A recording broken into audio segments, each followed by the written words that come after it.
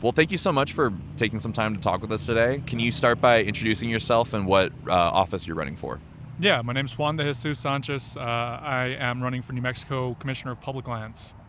And a lot of people maybe not know, might not know about the race or even the candidates. Can you tell us a little bit more about like who you are and why you're running for this office? Yeah, so I'm a 13th generation New Mexican. I was raised in Valencia County. I grew up in Belen, went to high school in Belen, went to college out at New Mexico Highlands University. I've been here in New Mexico pretty much my whole life. And I was raised around my family's ranch out in Socorro County. So we grew up on a plot of land that we actually graze cattle on state trust land. So I've been around this my whole life.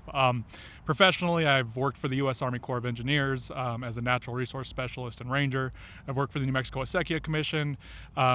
Trying to protect water and culture, and then the last 5 years as the political director for U.S. Senator Martin Heinrich, and then other odd jobs throughout, including being the vice chair of the Democratic Party in New Mexico for a couple years. But one of the reasons I'm running is because this is kind of true to who I am. Right, I grew up around my family's ranch where we graze cattle on state trust land. I hunt on state trust land every year to try and feed my family. There's no safer deer than the one I hunt with a bow, but I still have an opportunity to go out and try and do that. I proposed to my wife on public lands. It's kind of who I am, and I'm trying to bring that professional experience along with the handed down generational knowledge that has been passed down to me from the people that came before me to make sure that we're managing our land with respect, tradition, and innovation. And you kind of mentioned it a little bit, but what is it about what's happening this year specifically, or this election cycle specifically, that motivated you to make the decision to run for this office? Yeah, so we saw Donald Trump get elected, and we knew that he, in Project 2025, there was a lot of stuff about selling off public lands, and he is following through with that in his attempts to do so. Last year, I know I saw you all out there at the rally where, I like to say me and 7,000 of my closest friends went outside to tell the Secretary of Interior that we do not want to sell off our public lands. But we're seeing these attacks. And at the federal level, just last year they tried to sell off 2 to 3 million acres of federal land in the western states, and that would have included New Mexico. But here in New Mexico, we have 9 million acres of state trust land, and I think we need leadership in here that's getting ready to push up against the Trump administration, but also find ways that we can lead by example. And one of those ways is by making sure that our public lands are more accessible, our state trust lands, so we have more opportunities for people to go out and enjoy our beautiful outdoor lands, along with being leaders in renewable energy. We see the Trump administration right now are attacking clean energy jobs. Money that has already been allocated is getting pulled out for solar, wind, transmission. Here in New Mexico, we have a great opportunity to lead now that the federal government is being problematic in that space. Why do you think the land commissioner position in New Mexico is particularly important and relates to your deep roots here in New Mexico? Yeah, so it's 9 million acres of state trust land. That's 9 million acres across the entire state and 13 million acres of subsurface mineral rights. It's hugely important because these are in every one of our communities. And right now, we see this office is running out of Santa Fe and making decisions for the entire 9 million acres of our state trust land. I think it's really important that we have someone in there who brings a different perspective, that's outside of just strictly Santa Fe, but has been on the land, has traveled on the land, has the experience working on the land. I did restoration projects with the Army Corps of Engineers. I've fought for water in all of our northern communities with the Acequia Commission. Like I said, I've ranched, I've hunted on these lands, so I know where the lands are, I know what they're about, and it's important to have someone who knows what they are, not as lines on a map, and dollars on a spreadsheet, but really be able to put your hand in the dirt and understand, because when we're managing land, we need to be managing land from community, not from a desk in Santa Fe. Just so, again, people are starting to get to know everyone and the candidates. There's some new faces, new names. If you could list like a national and a state level politician that you look up to or inspires you, who would those people be? Yeah, I got this question recently as well, and the person who came up national political leader is Dolores Huerta. I am so inspired by the work that she has done, and even more recently, she has become even, she's so strong, she's so brave, she's done so much for the Hispanic community out here, and she's actually from here in New Mexico. So she has fought for farm workers, she has fought for people to be able to go out and be able to make a living on the lands that matter to us. And here in New Mexico, especially in our rural communities, we need opportunities to be able to make a living off their lands. And I think she has been a really great example of being able to do that.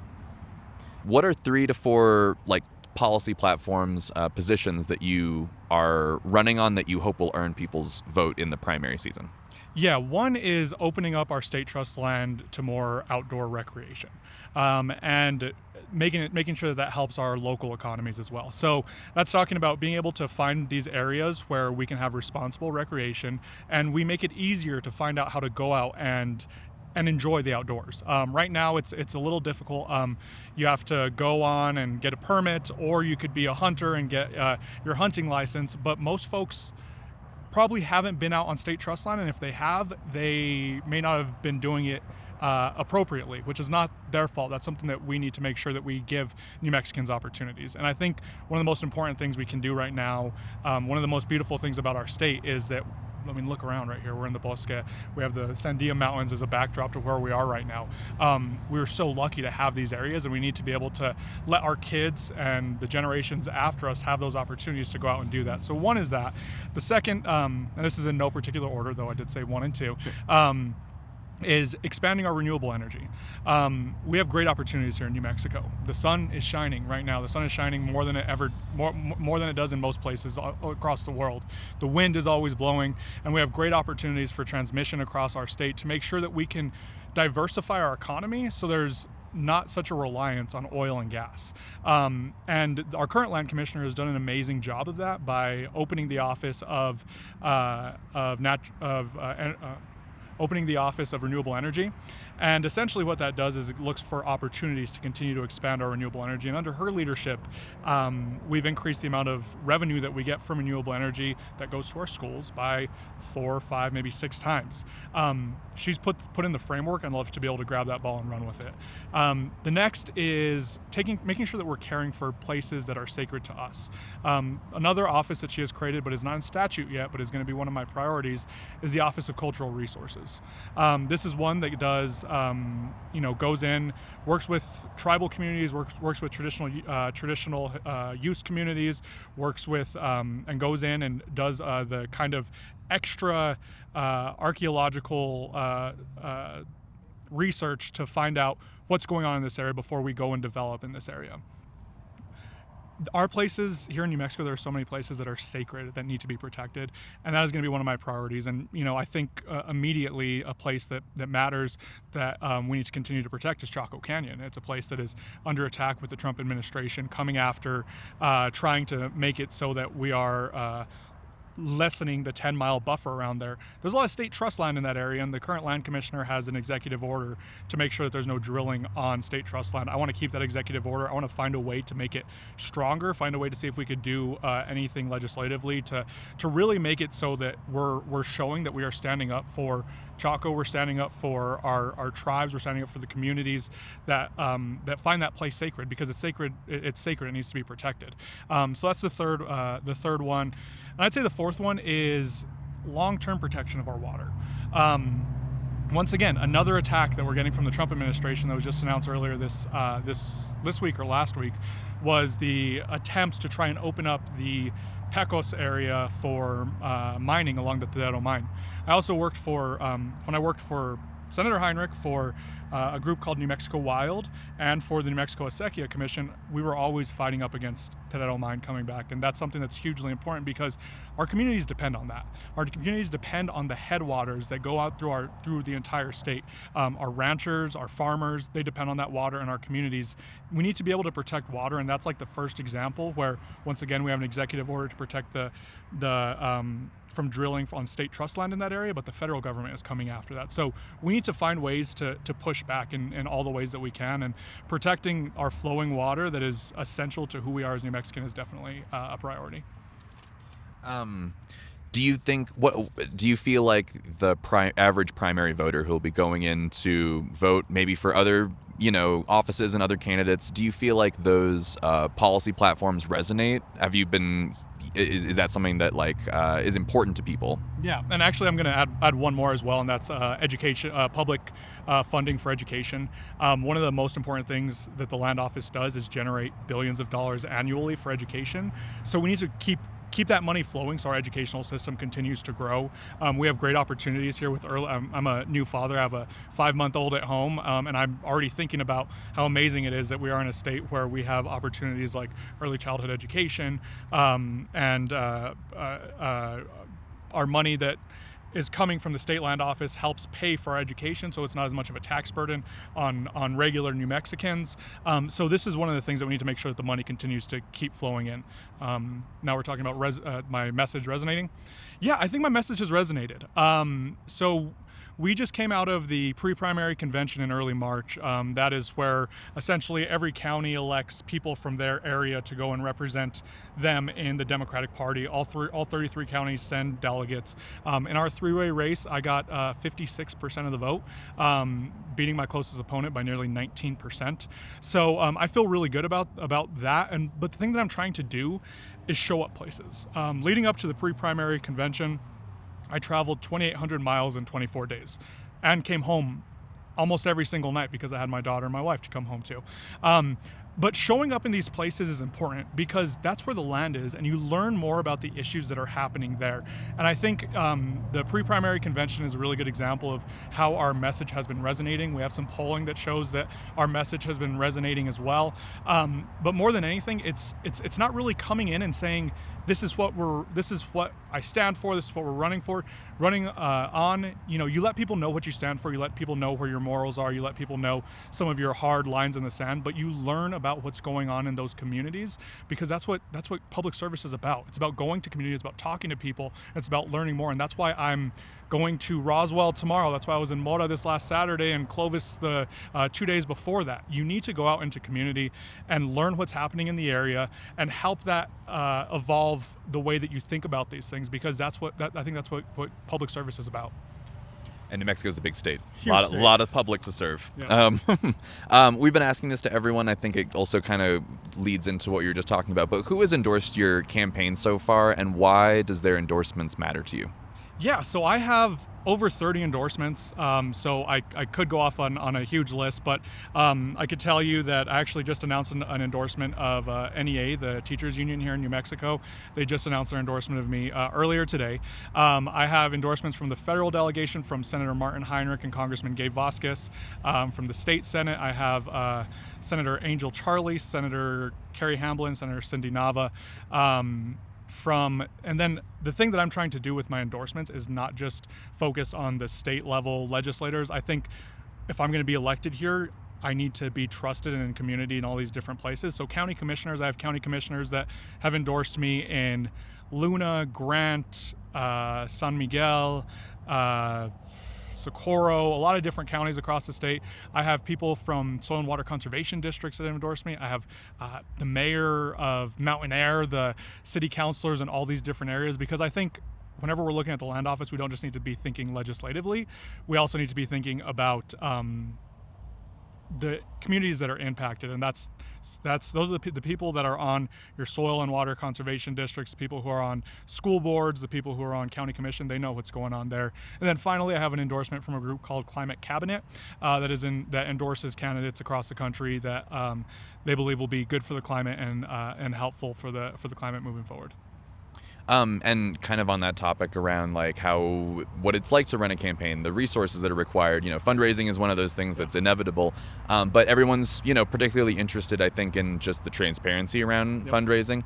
How much of what you've raised so far would be considered PAC funds, and what interests do those groups have in funding your campaign? I'm trying to think of any. I might have a couple of checks from like industry PACs. I think I have something from a couple of renewable energy industry that work here in New Mexico. And I think any union that is going to be sending in money as well, those are connected to PACs as well. I know Senator Heinrich has a PAC. I have a check from them as well. I don't know. I wouldn't say that they're tied to anything. But essentially what I do whenever I make a call, have a meeting with anyone, whenever it has to do with fundraising, is you go in and you tell people where you stand. You go in and you tell people where, what you're running on, what your issues are, and where you stand on their issues. And then if they're willing to contribute to you, that's great. If they're not, that's great too. It's important to meet with people. That's the way I'm kind of approaching this. But I don't think there's as far as a percentage, I think that's a very, very small percentage of PAC money that's coming in. I would say less than 5%, maybe even less than 3%. And there is a way to check on the Secretary of State's website to see which percentage is individuals, so anyone interested can go look further. But I just wanted to bring that up because it's something that, has come up around these interviews. Running a statewide campaign requires resources. Right. Would you, just on that topic, would you ever take donations or funds from oil and gas industry related PACs? I haven't solicited any money from oil and gas. I haven't accepted any money from oil and gas. I'm not going to draw a line completely in the sand and saying that I wouldn't accept any money, but I'm not asking for it. I haven't solicited and I haven't accepted any. Essentially what I'm doing is meeting with them, having my conversations about where I stand. A check hasn't come in yet. All right. So, and I think that's really important for people to just be aware of, because I do think that, people don't necessarily know the ins and outs of how elections work, but people are obviously very fired up about voting this year in particular. We talked about kind of the national influence on people's interest in politics right now. Right. And that's obviously something that's important to your motivations for your campaign. But at the same time, nationally, Democrats are unpopular. There is an issue with kind of the brand of the Democrats. Do you feel how do you feel about that, since you're running for the Democratic Party's nomination? Yeah, I'm a younger Hispanic man running in New Mexico. These are people that we're losing at an alarming rate. And I think we're going away from it because we're not talking about the issues that matter, not just in metropolitan areas, but in our rural communities. I'm not necessarily running on some kind of playbook that the Democrats nationally are running on, because I don't think that makes sense. And that's not who I am. Like I said, I'm a 13th generation New Mexican, and I'm talking about issues. And I think what we learned whenever you all were at the protest is we had people very far right and very far left protesting the sell-off of public lands. Public lands are things that people care about on all sides of the aisle. And it's hugely important that we talk about values oriented. We care about protecting our land. We care about not selling off our land. We care about clean water. We care about clean air. And these are democratic values, but we're having a really hard time talking about that. And I think what my campaign is trying to do is bring a voice of a community, a voice that understands the area, because my family's been here. I've been here. We understand what's going on in New Mexico, and make sure that we're not talking in a partisan way. We're talking values oriented. And I think that it's been very successful, because it doesn't matter if you're a Democrat or a Republican. You want clean air and you want clean water, and you want to be able to go out and enjoy our outdoors. And that's the message that we're bringing along, is the message of making sure that we're doing that and making sure we're holding everyone who uses our land accountable to ensure that not only right now, but our future generations have the same opportunities that we do. We need to make sure that in 100 years, our children, our children's children, those generations have the opportunities to go out and enjoy New Mexico. Because here in New Mexico, people always say we're a poor state. I disagree. We are so rich in our land, we are rich in our culture, and those are things that we need to continue to protect. When it comes to a strategy for your campaign, obviously we kind of talked about the pre-party delegate convention and, you coming out on top there. There's been some polling from your campaign that also shows that, you're above your other opponents in the field. What is your strategy for the campaign? What is the goal leading up to June to try to get as many people to know who you are and to vote for you? Yeah, it's showing up in community, and it's showing up in places that maybe haven't been showed up to in a long time. Like I said, I spent time in Clovis, New Mexico. I bet some folks probably don't think there's a lot of Democrats there. There are, and they're amazing people, and they have issues that pertain to the land office. I drove out. I did a 4-hour drive to go meet with the leadership of Zuni Pueblo for a 20-minute meeting and a 4-hour drive back, because I need to learn about what's going on in those areas, and people need to know that you care. that you're going out and you care about what's happening in those in those communities. So I'm traveling the state, I'm meeting with people, and then we have to use our resources to make sure we get our message out and make sure people know who's out there. As a Juan Sanchez, I think almost everyone that's going to be watching this video knows a Juan Sanchez. I just got to hope that it's your primo that you really like and not the ex. So we got to distinguish ourselves, and we got to make sure we go out there and let people know what we stand for and who we are. 20 minutes. 20 minutes. Okay, that's great. Cool. Well, this is great because I'm actually going to switch over to some questions that were submitted by our audience. Great. So let me just make sure I have those ready. What is your position on Blackstone's potential takeover of PNM? I think private equity coming into New Mexico is always a bad idea. I think it's problematic. I think right now what we're seeing is the PRC is going to be making this decision. That is a group that's made up of 3 appointed positions. This is thanks to a constitutional amendment that we passed recently.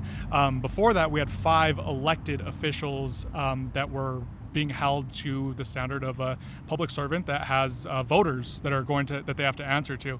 I think we overcorrected, and I think right now we're seeing that with the public comment, with all the things that are coming in right now. So there's a couple parts to this. One, I think we need to think about some massive changes in the way that the PRC works, and trying to find a middle ground where we have both elected and professionals that know the experience, know what's going on in the industry on that board, because they're going to be making these huge decisions moving forward. The second part is we need to figure out how to find the money to make sure that PNM is able to hit the goals of the Energy Transition Act that is going into effect right now, and that's why PNM is looking for money right now. So there are instances where we can have outside money coming in and trying to help out and make sure this is happening, but I think we could also find ways to invest here in New Mexico. If I'm elected to the as land commissioner, I'll also be on the State Investment Council.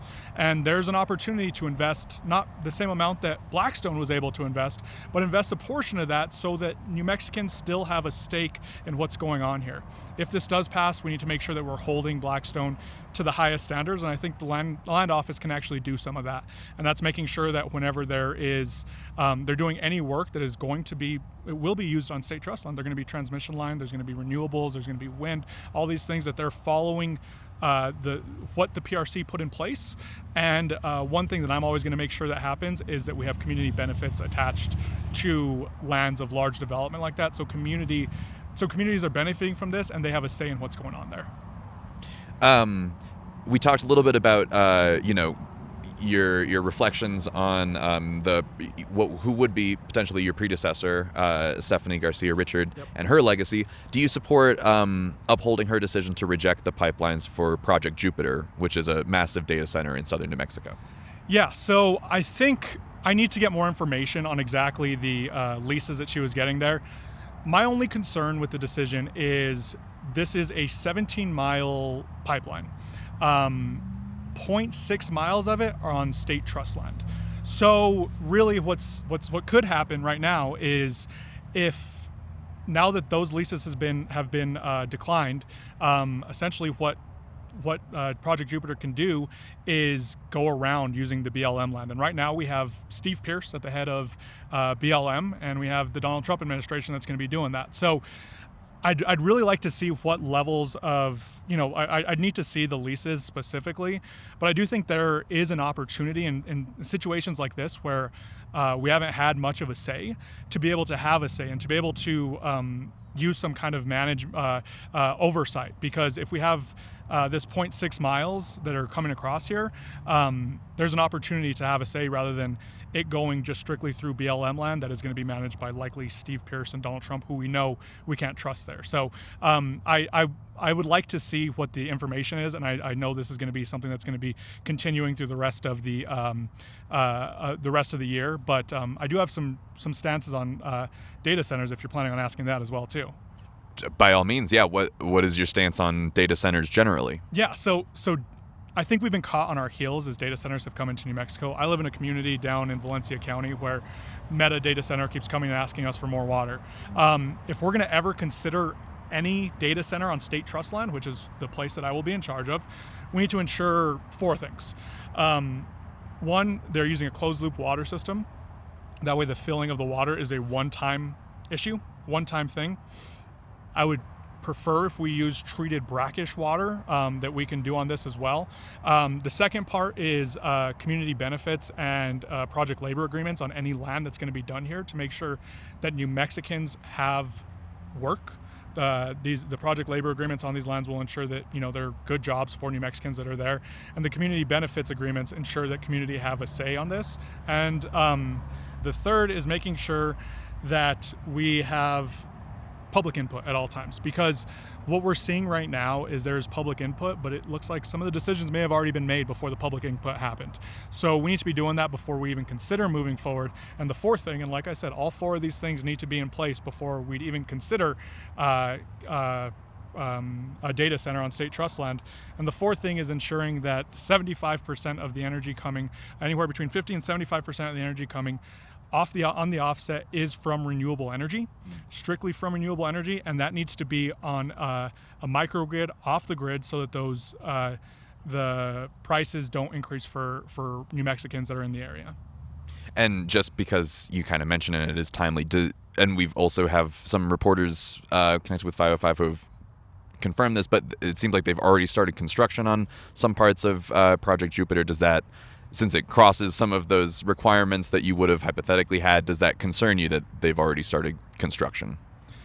Yeah, it's concerning, but I think it's more concerning that this has already moved forward before there was enough public comment for there to be any issues. I think what we need to do right now is the promises that were made, they need to be held to the standards of the promises that were made to the county commission. I know there has been issues of more water coming in. That's not acceptable. We need, whatever the agreement was, you have to make sure that they are being held to those standards. All right, I'm going to move on to a couple other ones just so we can make sure that we get to them. But do you have a strategy for holding oil and gas companies accountable? For example, the orphaned well situation in the Permian Basin.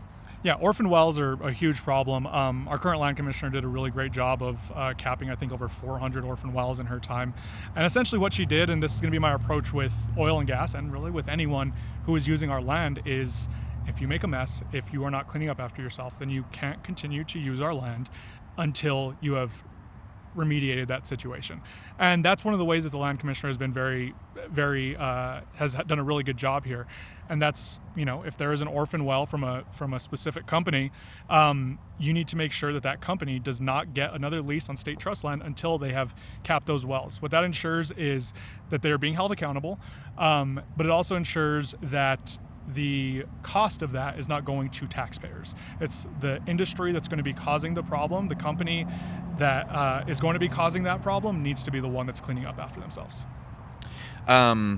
You talked a little bit about transitioning, from or increasing diversification with renewable energy. Do you feel like the stakes have changed in New Mexico for renewable energy and making that diversification happen quicker? Yeah, absolutely. And I think it really is a situation where I said this is an opportunity for New Mexico to lead. A lot of these renewable energy opportunities, some of these jobs that have already, or these projects that have already been approved, federal money has been pulled out with DOGE and just generally some of the other stuff that the Trump administration is doing. So we have an opportunity to lead. And, this is one of the things that I think it's important to have a Democrat in this position because, we did a forum back in November with all candidates, the 3 Democrats and the Republican.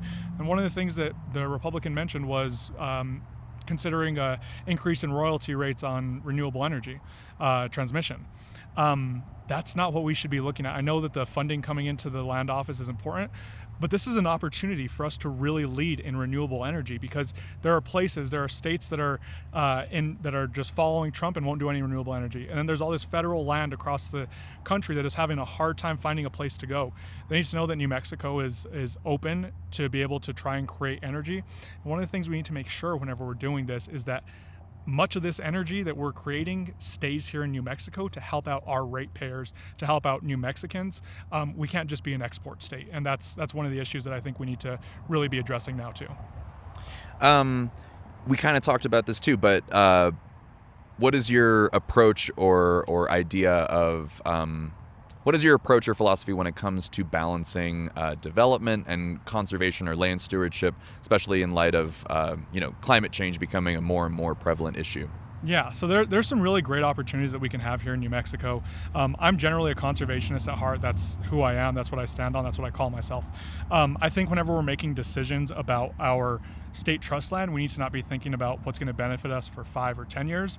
We need to be thinking about what's going to benefit us in 100 years whenever we have this, whenever our great grandchildren are out here and have these same opportunities. So I'm going to be looking a lot more long term than I am on short term benefits for a 5, 10 year, 15-year process. Some of the ways that we can work on conservation and try and find ways to still make sure that we are bringing money in is doing some restoration projects and trying to do some carbon credit, get some carbon credit, get some money off these lands. That way we can also be doing restoration projects, but also still have funding coming in.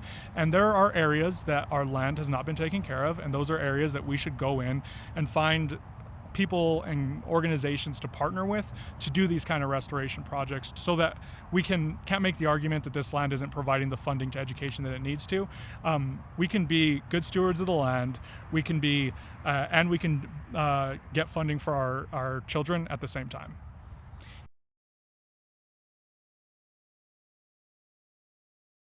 What in your opinion is the most underrated state park?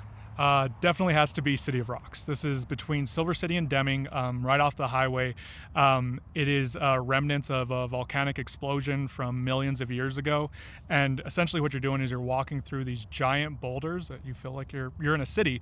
And it's really just off the side of the road, and you can go and check it out. And if I can make a plug for folks that are looking for things to do and places to do, that's kind of what I did on social media for a really long time, is showing people where you can go out and find these great places outdoors to explore, because it's not only great for us to be able to go out and enjoy New Mexico, it's great for the local communities. It helps the economy, and that's one of the things that's really important for us if we want to keep these places protected, is we need to continue to prove to those communities that we're here to support them as well. But it's definitely City of Rocks, I'd say, is the most underrated. All right. Wrapping up, is there anything that we haven't talked about that you think is really important to your campaign? Yeah, I think the most important thing I want to really mention is what I'm bringing to this office, me separate from all the other candidates, and that's on the ground experience. That's understanding the ground. That's understanding the land on the ground, because I've been out there, because I've gone and worked the land, whether it's hunting, it's grazing cattle, it's doing restoration projects with the Army Corps of Engineers, it's working for the New Mexico Executive Commission. I have been on the ground and I understand the land in New Mexico, and I'm not going to be making these decisions based on from my desk in Santa Fe. I'm going to be basing them on what's going on the land and making sure we're in community when we're doing that, because we can't be making decisions on land without the input of the communities around there. And if someone was watching or listening and really liked what they heard and want to support your campaign, what's the best way for people to jump in? Yeah, you can go to my website, juanfornewmexico.com, all spelt out, or you could follow me on Instagram, TikTok, Juan Sanchez _NM, or Juan for New Mexico on Facebook. Great. Thank you so much. Really appreciate it. Awesome. Thanks. It's really great talking with you.